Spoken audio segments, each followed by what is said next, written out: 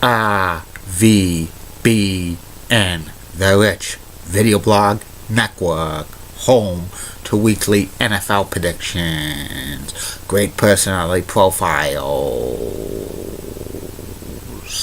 top 10 list of everything and anything, sports video blogs, professional wrestling video blogs, and a whole lot more. A great work of my videos are on Facebook and YouTube. RVBN, the only video blog that matters on the internet. Good morning, Facebook, YouTube, Twitter, and Google+. This is Rich again, back for your first video blog of the day for Saturday, November 5th, 2016, around 6:37 in the morning in Billerica, Massachusetts. The sun will be coming up in about 45 minutes. It's about 33 degrees in Billerica, Massachusetts. It's going to be up to the low 50s today. Tonight we get an hour extra of sleep because daylight savings time ends, and the sun will come up an hour earlier. But on the bad side, sun goes down at 4:31 tomorrow, and the days are shorter and the nights are longer and colder and colder. Soon there'll be snow, but we won't think about that just yet. Think about the positive, not the negative. Some news to report on the RVBN Newswire. UMass Lowell Riverhawks beat the Vermont Caramounts by the score of 3-1 last night at the Tsongas Arena, and Stephen Curry's three-point streak of at least having a three-pointer in a game ends at 157. And that's about it on the news from the RVBN Newswire. Be back in a flash. RVBN, Billerica, Massachusetts. I'm back. My first video blog subject of the day is my personality profile. Today's personality profile is one of the most best small forwards in the NBA in the 1960s and 70s, Rick Barry. Rick Barry played in the NBA and the ABA during the 60s and 70s, and he was one of the best small forwards of all time. And he was an accurate three-throw shooter, getting over 90% of his three throws in, which is one of the top records in NBA history.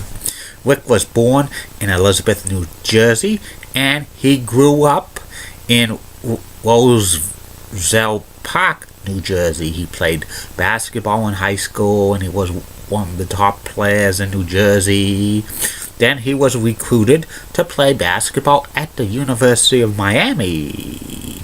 He was an All-American in college, and he led the NCAA in scoring his senior year with 37.4 points per game. That's a lot of points. He was drafted by the Warriors in the first round, the second overall pick in the 1965 NBA draft.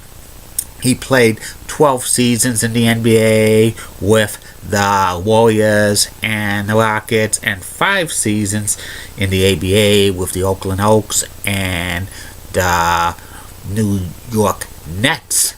Rick Barry played his first 2 years of professional in the NBA with the San Francisco Warriors, but a contract dispute with the Warriors meant he signed with the ABA's Oakland Oaks the inaugural season, but a court order said that Rick Barry had to sit out a season, and he was playing for the Oaks for a couple of years. Then they moved to Washington. They eventually became the Virginia Squires, and then Rick Barry played for the Nets for a couple of years until he returned to the NBA with the Warriors, and he played with the Warriors for several seasons in the 1970s, leading them to the NBA championship in 1975. He continued to do his good skills, like in points and like free throws. And in 1978, Rick Barry was traded to the Houston Rockets. He retired in 1980. After Rick Barry retired from playing basketball, he started a career in broadcasting. Actually, Rick started doing broadcasting back in 1967 when he was sat out a year. He was the color man for the Oakland Oaks games on the radio. And during the 1970s, when Warriors were eliminated from the NBA playoffs, or if they did not qualify, Rick Barry moonlighted as a color man for the NBA playoff games on CBS, usually teaming with Brent Musburger. You Are Looking Live. When he retired, he went into broadcasting full time. He worked full time for CBS during the 1980-81 season, but he got terminated when Rick Barry said something that was a little bit like insensitive and had like racial overtones when they showed a picture of Bill Russell, who was also commentating with Rick Barry and Gary Bender on the NBA Finals 1981 between the Rockets and Celtics, and Rick Barry said some joke quote. He was kind of joking that, "Who is that guy with a watermelon smile?" And back then, watermelon, is something to do with, kind of a little bit of a racist remark about African Americans, which the viewers at CBS really didn't like. So Rick Barry was terminated, and Bill Russell really didn't say anything about it. But Rick Barry and Bill Russell behind the scenes did not get along that well. So Rick Barry was terminated, but he continued his broadcasting career as color man for like Seattle Supersonic games for a few years, and then he eventually worked for TBS, and then in 2000s he was an analyst from time to time on NBA TV. He was a first ballot Hall of Famer in 1986. His number 24 is retired by the Golden State Warriors. And Rick Barry went into coaching. He never coached an NBA team as an assistant or head coach. He coached in minor basketball leagues like the GBA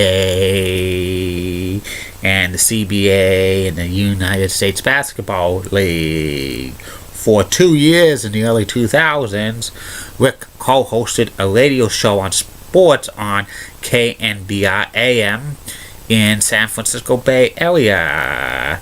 And two of his sons, John and Brent, had careers in the NBA. And John became an NBA analyst for ESPN and TNT.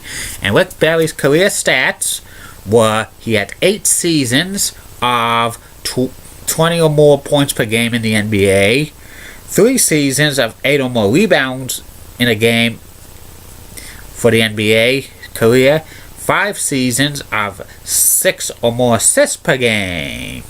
He was one of the first major stars to jump to the NBA, to the ABA from the NBA. He made 8 NBA All-Star teams 5 times. He was an NBA All-First team. One time he was an All-NBA second team. He led the NBA in scoring one year. He won the All-Star Game MVP one year. He was 1975 NBA champion, and also he was an NBA